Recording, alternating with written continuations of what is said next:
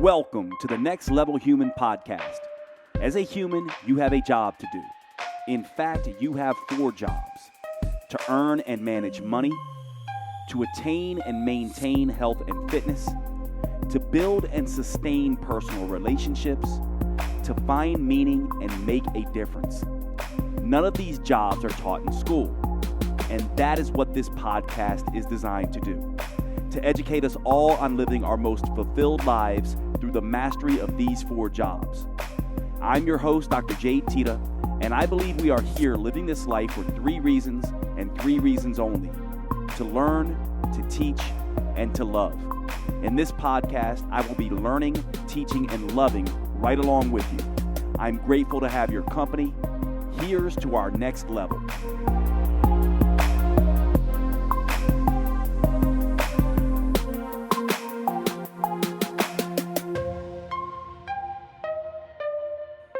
All right, what's going on, everybody? Welcome to today's show. So it's the new year, and I have not done a show on change for a little while. And you know, it's interesting. Every new year, because of the field I'm in and because of the friends I have, I get in a lot of conversations with individuals about what they're hoping to accomplish and goal sets and New Year's resolutions and things like that. And to be honest with you, I'm a big fan of any kind of change, and I'm a big fan of moments like New Year's when people are more motivated to change. I know there's a lot of people who, they get tired of people wanting to do New Year's resolutions and things like that. But from my perspective and the work that I do, I am always beyond excited when anyone wants to put effort into change. And so I am one of these people that loves New Year's and loves New Year's resolutions.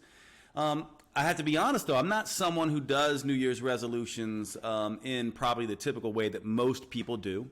And when I coach my clients on change and New Year's resolutions and things like that, my approach is a bit different as well. Now, this doesn't mean my approach is necessarily the approach that everyone should use or that is going to be the approach that a lot of people will gravitate towards. But I do want to share that approach with you today on today's podcast, because at least from my perspective, I do believe that when most people are trying to make change, they go about it in a way that oftentimes will fail them, right? And so I want to just present to you a slightly different model of how people should be changing. And so let's start with this idea of what I would call the to-do scenarios, right? It's basically like most people who are going to approach change, they basically say, I'm going to stop doing this and start doing this, right? It's a to-do list, basically. I'm going to do X, I'm going to do Y,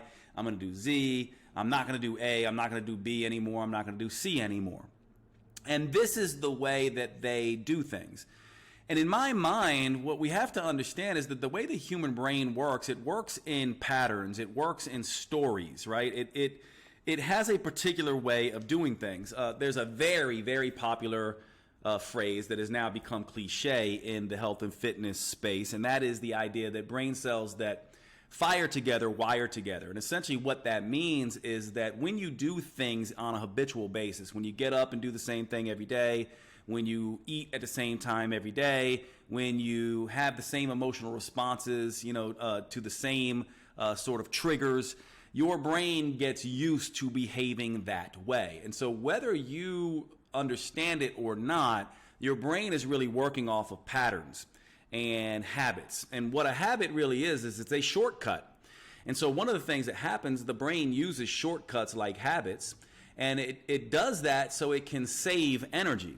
And one of the things that's interesting about habits, and that we know from the research, is that whenever you are in a stressed out situation, your body, your brain will go back to habits. It will go back to the thing it knows best. It will use its shortcuts to its advantage.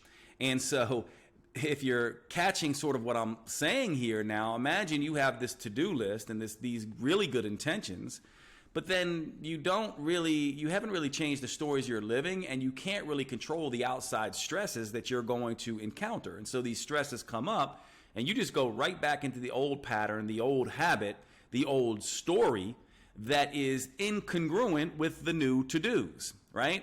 And so isn't this what happens for most of us most of the time when we're trying to change? And so what I'm going to suggest to you in this podcast is that it's not the to-dos that you want to be focused on first. The to-dos are step 2 or 3. The first place to start is to look at the stories that you've been living, which is another way of saying to look at the patterns that you are unconsciously interacting with on a day-to-day basis. The bottom line is, whether you realize it or not, we humans live out of stories. We have a particular identity.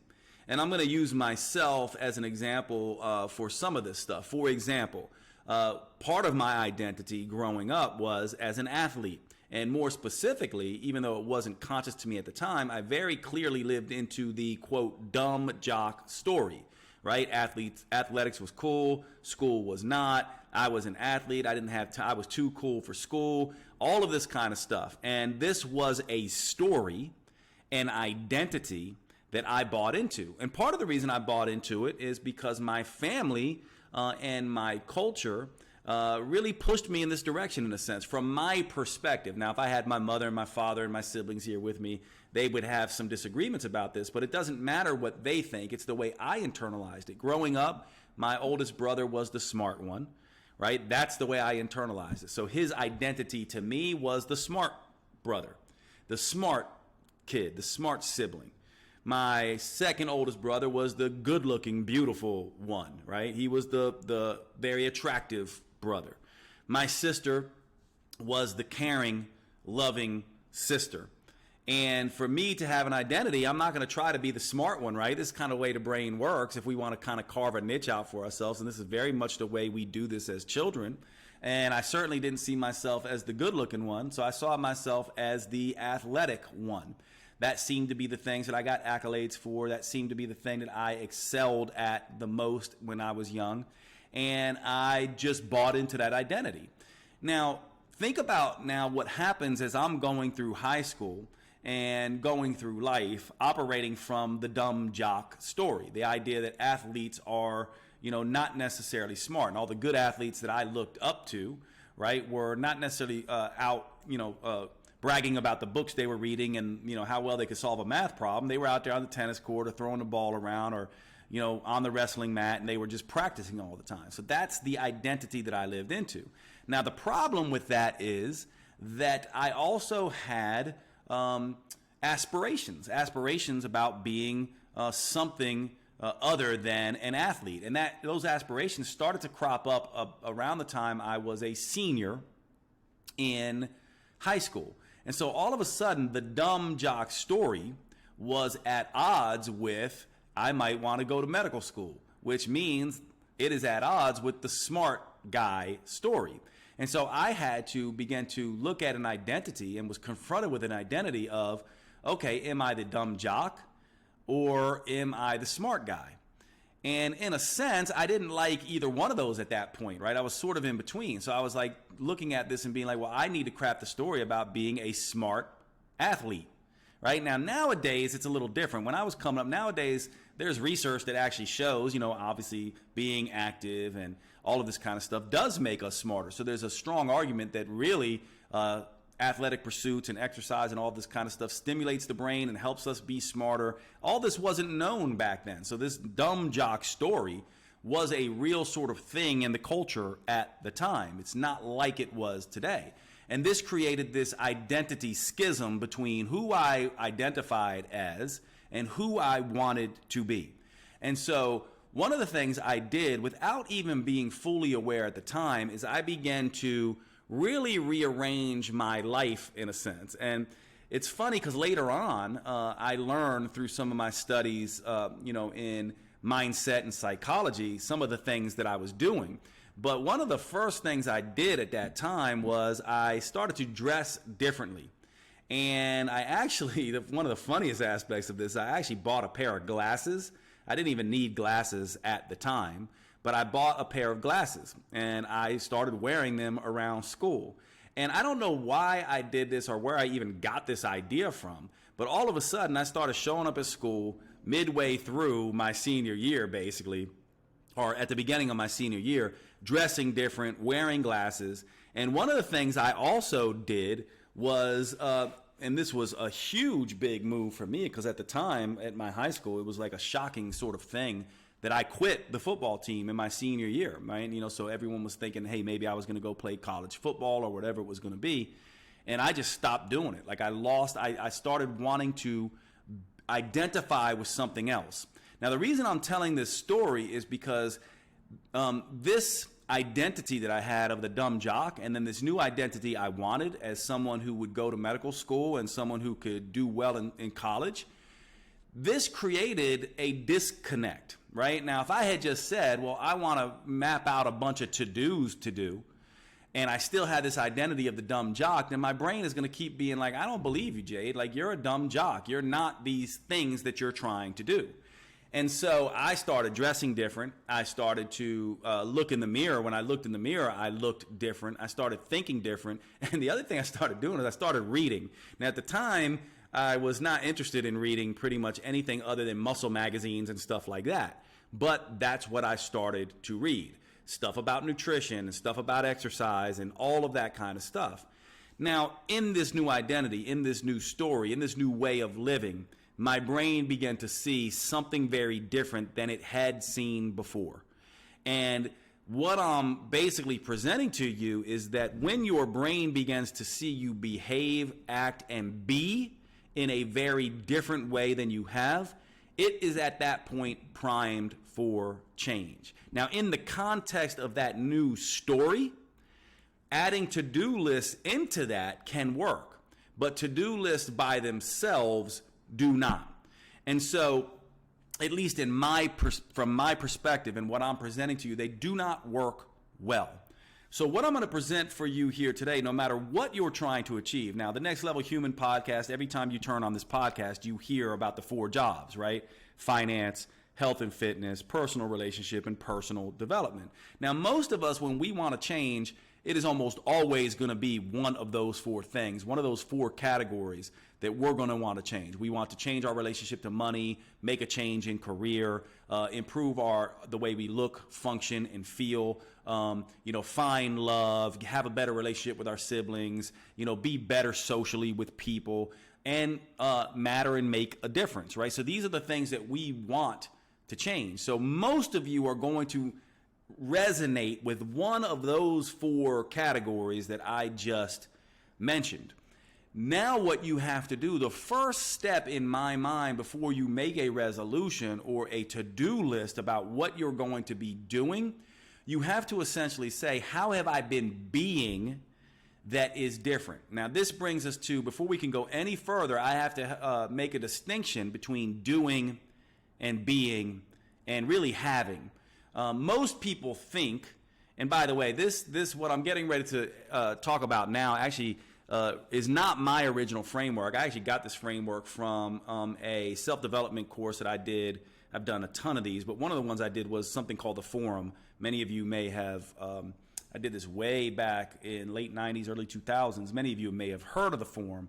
But I love one of the distinctions they make. They make a distinction between having, doing, and being.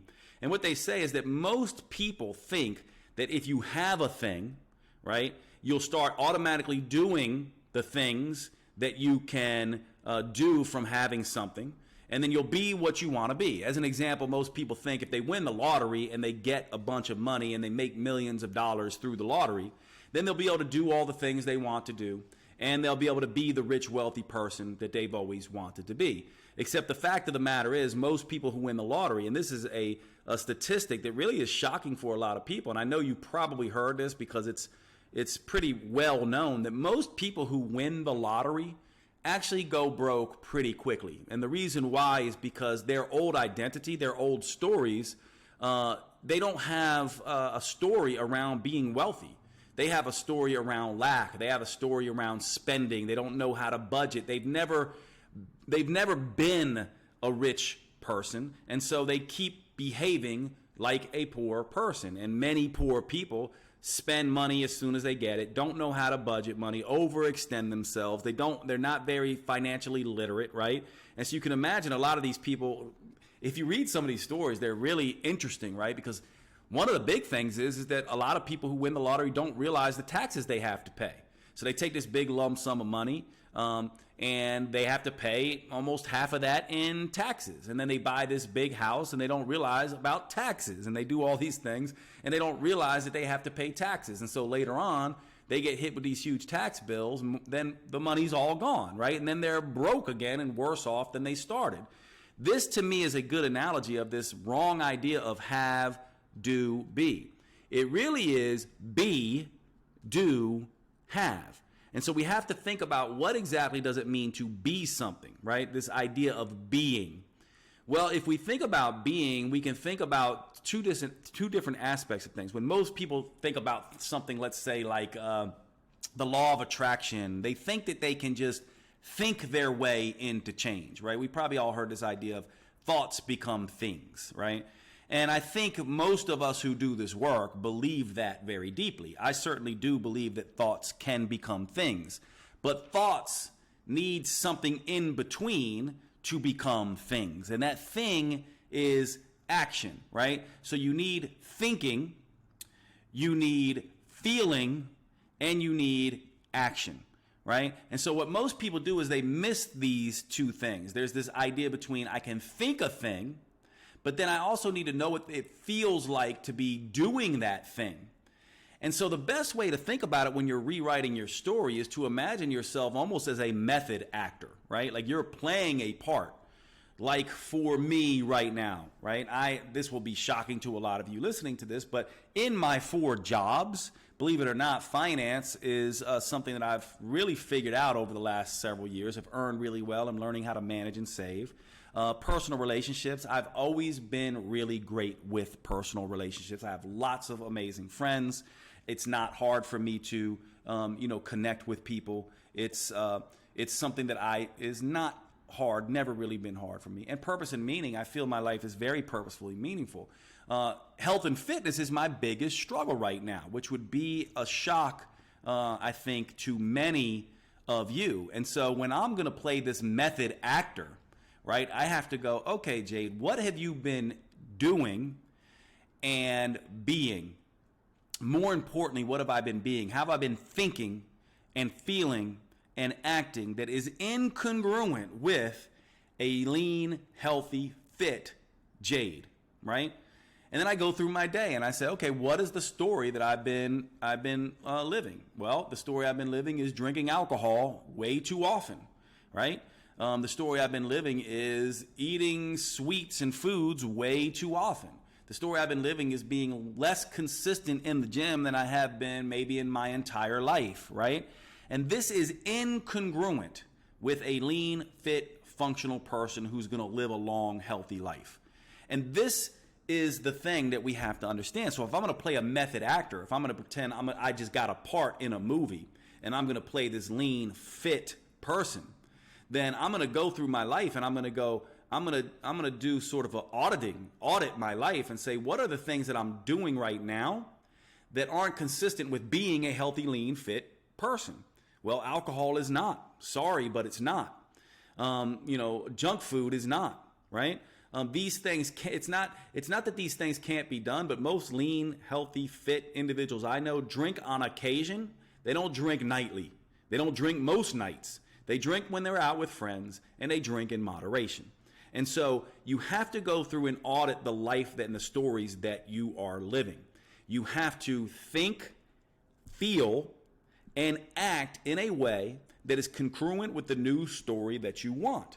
And so when I wake up, I have to go, okay, my typical day lately, the unhealthy Jade, the slightly overweight Jade, the Jade that doesn't feel great in his skin, stays in bed way too often on his cell phone, going through Instagram and, wasting time that way, wakes up in the morning and sits and reads on the couch, drinking coffee, and maybe way too often has a pastry or something like that, and is not getting up and walking and not doing, having a healthy breakfast or any of those things. So I have to go through my day very carefully and be like, okay, if I want to be this lean, fit, healthy person, then I probably want to get up and do what a lean, fit, healthy person would do. So what would a lean, fit, healthy person do usually first thing in the morning as a priority? Well, they're probably going to do some kind of movement. They're certainly not going to go eat pastries and stuff like that. That is not, they don't go, you don't see a lean, healthy, fit individual, go down to Dunkin' Donuts, get, a dozen donuts and coffee and just sit there eating them on the couch first thing in the morning, right? You don't see that. What you see is they're doing some kind of movement, right? So maybe I go, okay, so the new story I need to live into is I need to move. Now, this is where, sort of the personal preferences sort of come in. So I'm a guy who, I'm not going to get on a Peloton bike probably, right? I might not do yoga or something like that. I'm probably going to go for a long walk or, maybe go do some weight training or something like that. But I'm going to probably prioritize movement. Now I'm going to look and be like, what is a healthy, lean, fit person eating, right? Well, just at the high level, what are they eating usually? Lots of green stuff, lots of lean stuff. Leans and greens, basically, right? Chicken and broccoli, salmon and vegetables, salads, soups, vegetable-based scrambles and things like that, right? They're going to be eating lots and lots of green things and lean things. They're not going to be eating fried food and French fries and cheesecakes and pastas and all of these and junk foods and things out of boxes, right? If I was playing a part in a movie, you would not see me doing that if I was playing the part of a lean, fit, healthy person. I'd be eating apples and, eating salads and chicken and broccoli and things like that. And so hopefully you're getting the point. Before we do these to-dos about what to do, you have to go through an audit and say, what's the story I'm trying to live? What's the way I want to be in the world, which is another way of just saying thinking, feeling, and acting. How am I going to think, feel, and act as I go through my day? What is the new story, the new identity that I want to have? And then I go through and say, what am I currently doing that is in opposition to that? What's the current story that I'm living? And I have to create and map out a new story. Now, once I'm there, right? Once I understand the old story that I've been living, and I have in place the new story that I am ready to begin to implement, this method acting, this way of being in the world, now I can begin to say, what would the lean, healthy, fit Jade be doing? And by the way, I've been the lean, healthy, fit Jade before. Many of you might look at me now and say, well, you look pretty lean, healthy, and fit to me now. It's really individual, right? I don't necessarily feel that way now. But the reason I bring that up is because the other mistake a lot of people make is they go back to the old story. Well, I once did, a keto diet and did lots of high-intensity interval training, and I got fit. So I'll just do that again. Be careful with that kind of approach, because to me, that's another to-do. That's actually not auditing your whole life and actually going in and saying, what is the story I want to live? It's also ignoring the fact that 50-year-old Jade is very different than 25-year-old Jade. So maybe rather than doing CrossFit and all this ballistic stuff, maybe I do want to put in yoga now so I can move better, which is something that I think I want to begin doing because I don't move as well, right? So it's not just about looking good in a six-pack abs anymore at 50 as it was at 25. Now it's about I want to be energetic, right? I want to be vibrant. I want to be healthy, and I want to be able to bend over and tie my shoes without feeling like I'm the Tin Man and I'm feeling creaks and cracks everywhere and moving in slow motion.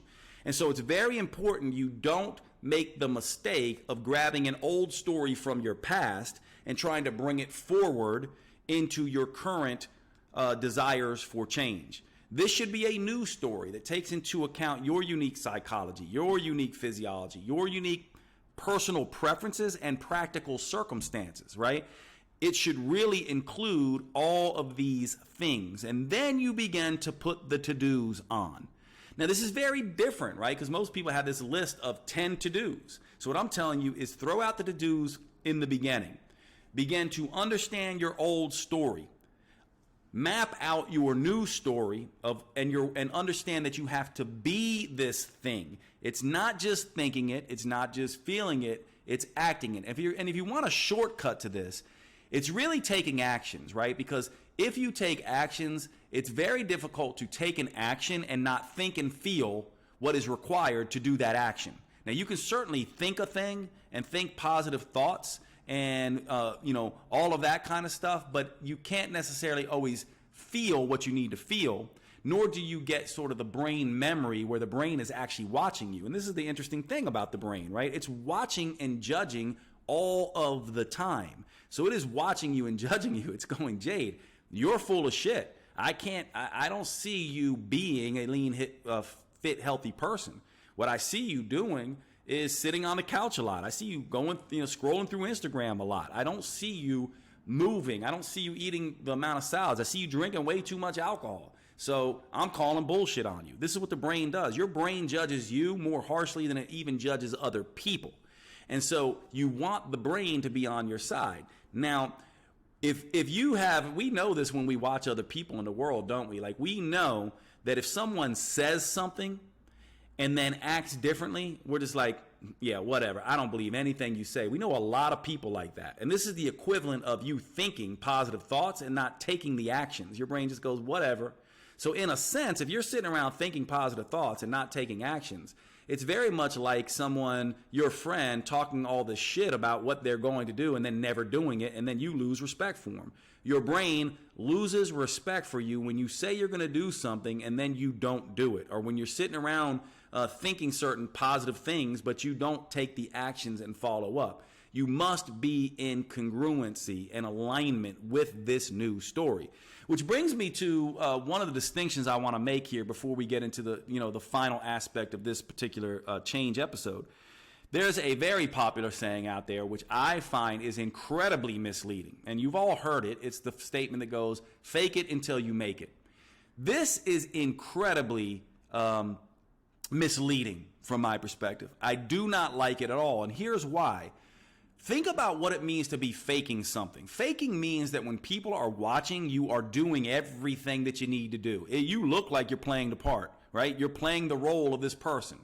But as soon as they're not watching you and you're at home alone, you got your face in a bowl of mac and cheese and you're doing all the things that, aren't, right? So you're putting on a show when people are watching, but as soon as you're alone, you go right back to who you were. That's faking it. Faking it is putting on a show for others and then going right back to to your old self. So your false self is who's showing up for other people. When other people are watching, you're doing the thing. You're being the thing. But when they're not, you're not doing that. That is faking. So this is not about faking it until you make it. It's about being it until you see it. So I like to say it's not fake it till you make it. It's be it until you see it. Now, being it means that when people are watching you, you are living the life of a lean, fit, healthy person or a rich, wealthy, financially savvy individual or a emotionally intelligent, socially adept, good romantic partner, all of those things, or a very purposeful and meaningful person. You're doing it when they're watching. More importantly, and it is more important, you are doing it when you are all alone at home, right? Does a lean, fit, healthy person in your mind sit around with a pint of Ben & Jerry's or a half a bottle of wine or a full bottle of wine watching when Emily went to Paris or some show? Most of them do not. Now, it's not that they don't do it at all. It's just that is not their priority. They don't come home, throw their keys on the counter, look to get a bunch of food, sit on the couch, and start munching and crunching and watching TV. They don't do that. What they do is they look for opportunities to move. They look for opportunities to relax. So TV is not something that they're doing so they can eat. It's doing something just to recharge and relax and to have some entertainment. Right? And so you want to get very conscious about this. Do lean, healthy, fit individuals watch TV? Of course they do. But it's the way in which they watch TV. They're not going to watch, a marathon all night and not go to the gym. And they're not going to, sit there watching TV binging on food. Right? And so they're going to balance out TV with movement and the way they eat and all this kind of stuff. So it's really about being it until you see it. Now, once you understand that, and we've kind of done, I think, enough there with this story and this idea of editing your old story for the new story and then realizing that you have to be this story. You have to live into it. You have to be it until you see it. You cannot fake it. You have to do it when people are watching. You have to do it when they're not watching. You have got to live this thing. It's really interesting because from my perspective, this is hard in the beginning, right? So like for me right now, I'm going through the stage where I'm like, okay, I need to stop having so much alcohol and drinking on a regular basis. So like today, right, I was like, oh, I want a margarita because I was at a Mexican place. And I was like, maybe I'll do a skinny virgin margarita, right? And then I was at a Mexican place, so I basically made a salad. I got some fish tacos. I stripped off the tortillas. This, to me, is more in alignment with a lean, fit individual. Now, it may not necessarily be perfect, but I am being the thing. My brain has registered. It registered today that I did not drink alcohol in the middle of the day at noon. I don't think most lean, healthy, fit people are just going to, on a Tuesday, basically get alcohol and start day drinking, right? Which is something that I have done way too often. And my physique and my health shows the ramifications of that. And so what I'm trying to say here is certainly it will be harder and not necessarily perfect when you're being it, but you don't have to be perfect to be being it. There are many different variations from, being it at level 1, 2, or 3 to being it at level 10. So you do have to give yourself some grace in this process. And this brings me to the to-do part. Because now that you know what you're going to be and the story you're going to begin to live, now you can add in, okay, what are the to-dos that a lean, fit, healthy, or wealthy, some financially savvy person does? And you get very specific with those things. Now, as you make that list, there are going to be some of those things that you're going to see are going to be very difficult for you. For example, you might be like, well, they typically go to the gym most days of the week, or they exercise most days of the week. Now, if you're someone who has not been exercising at all, and you add on a to-do of going to the gym 7 days per week, that's level 10 of being it. We want to start at the least common denominator level, right? We want to say, what is the least common thing that you can be consistent with? Because what it really is about is the lean, healthy, fit person is consistent, right? And so what you do as you begin to be the thing and you're living as a method actor, you begin to say, what is the minimum consistency level I can commit to here and do easily? Because your to-do I have several rules when you're making to-dos. The to-dos should be as easy or preferably easier than the thing that they were replacing. They should be as enjoyable or preferably more enjoyable than the thing that it is replacing. And they should be simple, very simple, those three things, right? So for me, then you basically say, okay, I'm going to start with something that I can do 3 days per week, let's say 1 to 3 days per week of getting in the gym. And I'm going to try to get 10,000 steps, let's say, per day, because walking, I can accumulate that throughout the day. And I'm going to create some rules around alcohol. I'm going to only drink on the weekends, and I'm going to limit my drinks to, I don't know, 3. I'm giving you mine. 3 drinks on Friday and Saturday night, and I'm not going to drink otherwise. Part of that's based on, the research of alcohol. Like, I know that 3 drinks for a guy my size really doesn't seem to have many negative effects, and my body can, deal with that, appropriately. And so this is what I'm going to do with these to-dos now. And also what I suggest is you don't do 10 to-dos. You do 3 big to-dos at most. And what I mean by big to-dos is I mean what we call keystone habits or trickle-down habits. These are things that you choose to do things that have multiple positive ramifications, right? So for example, if I choose to get 8 hours of sleep as one of my keystone habits, this is going to have positive trickle-down effects on hunger, on cravings, on energy, on motivation, on hormones like ghrelin and leptin and insulin sensitivity, and all of these kinds of things, right? That you're going to have a much more positive, mechanism there for you. Think of it as compound interest, right? You're getting these trickle-down effects, these reverberating waves that have a positive impact on you. You want to pick 3 things that do that make a big difference. So for me, right, for a lean, healthy, fit person, for me it would be absolutely sleep. It would be getting into the gym, 3 times per week, and or 10,000 steps a day. Like if you're someone who's never been to the gym and never worked out at all, to me, I wouldn't even tell you to go to the gym. I would say become a walker. Make that your identity first. Become a mover rather than a sitter, and then become an exerciser and a mover, right? See, the point here is when you're looking at these to-dos, and the reason I'm harping on this, because most people go, I'm going to go from a couch potato to a crossfitting paleo man. And that just does not work. That's a jump way too far. Your brain doesn't know how to bridge that gap. So instead you go, I'm just going to go from a sitter to a mover. And then once you have that down, you go, okay, now I'm going to go from a mover to an exerciser. So for me, I'm already an exerciser. So I'm going to set my bar at 3 times per week. Now I know I'm pretty good at that because I typically do that anyway. But I'm not going to tell myself to do 6 days per week because I haven't done that in a few years. I'm more going to say I'm going to make sure that I get to the gym 3 times per week and I'm doing 10,000 steps. So that's my movement to do. So I've got my stress-based to do, my sleep.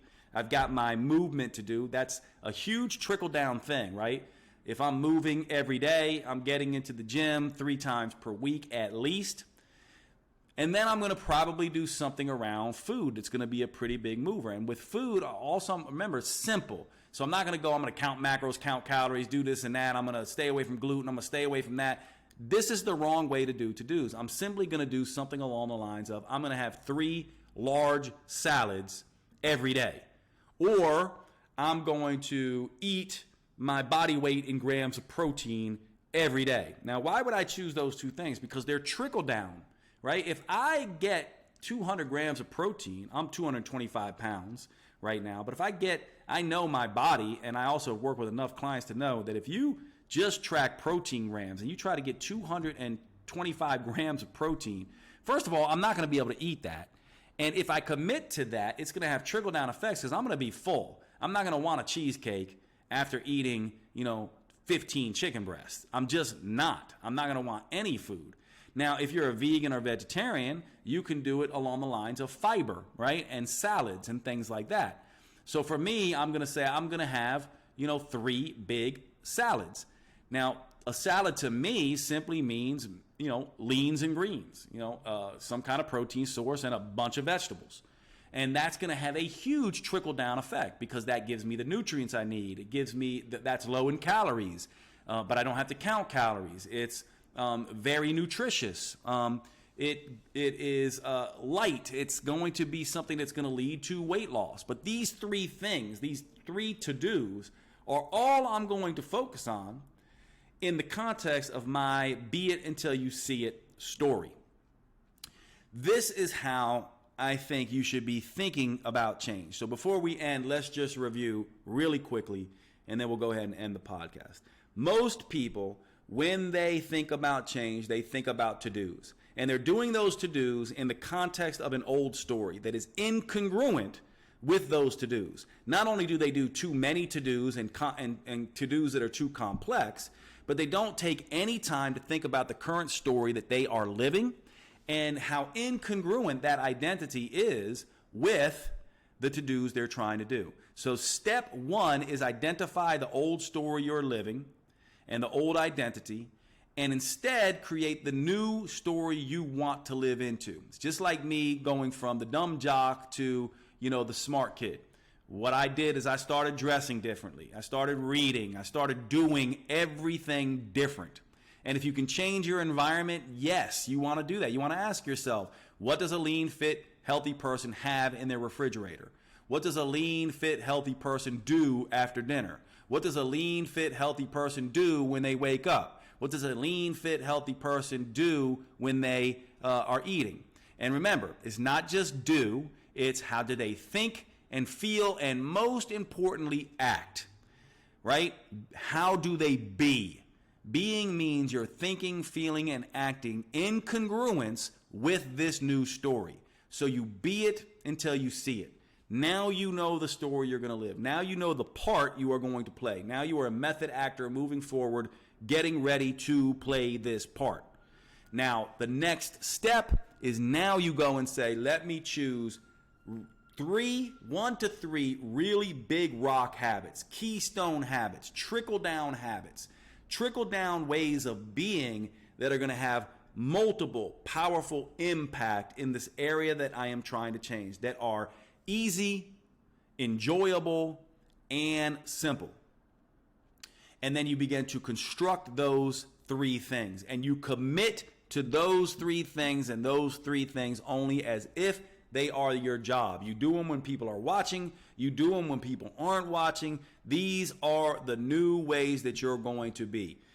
Bright lines, right? You know, if you're familiar with some of the education that goes around in addiction, when people are going through addiction, bright lines are these commitments that people make that they must do. And you don't have 10 bright lines, you have 1 to 3.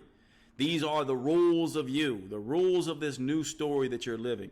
And you go out there and you be it until you see it. And you make sure these things are easy, enjoyable, simple, and in alignment with the current level that you are at. You can't go from level 0 health and fitness person to level 10 health and fitness person. You have to be really creative. Now, I gave you some background here in this particular podcast of things that I really would, if you're asking me, hey, Jade, I want to be, it's health and fitness that I'm after, and I do want to start this. I gave you the ones that I'd focus on.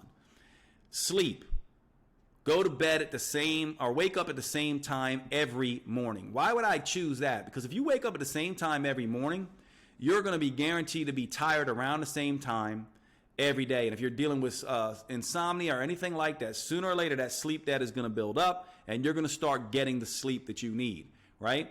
So if you want to go to bed at 10, this is an interesting discussion about sleep. If you want to go to bed at 10 every night, the better approach, and you want to get 8 hours of sleep, right? What you want to do is you want to wake up at 6 a.m. every morning. That's the change you want to make, because that'll have a trickle-down effect for you. You wake up at the same time, you set your circadian rhythm, you get tired around 10, you go to sleep, you start getting 8 hours of sleep. That's your first to do. Prioritize sleep. Next to do, become a mover rather than a sitter. Don't try to become an exerciser if you've never been in the gym before. Just start moving. 10,000 steps per day. That is a bright line. You must do it. A healthy, lean, fit person moves, period, end of story, right? You cannot, you can't pretend at this. You cannot fake this. And then finally, you are now a salad eater. You eat salads. You don't eat burgers. You don't eat, tacos. You don't eat ice cream. You eat salads, plain and simple. That's what I eat. I eat salads, and I can make a salad anywhere I go. If every one of my family's going to a burger place, I can get double lettuce, tomato, onion, and strip off the bun. That's a salad. I can go to a Mexican place, get a fajita, tell them leave off the rice and beans, leave off the tortillas. That's a salad. I can also get a salad and add chicken onto it. But those three things are the places that you start. And now in the context of this new story, those to-dos are powerful. They're powerful because they're easy. They're powerful because they're enjoyable for you. They're powerful because they're simple. They're powerful because there are only 3 of them. But mostly they're powerful because they are in the context of you understanding the new story that you're trying to live. I'm going to end right there. Thanks for hanging out on the podcast, everybody. Happy New Year. Sorry it took me a little bit to get this podcast out to you, because I know a lot of you wanted to get my take on change. Happy 2022. I will see you at the next podcast.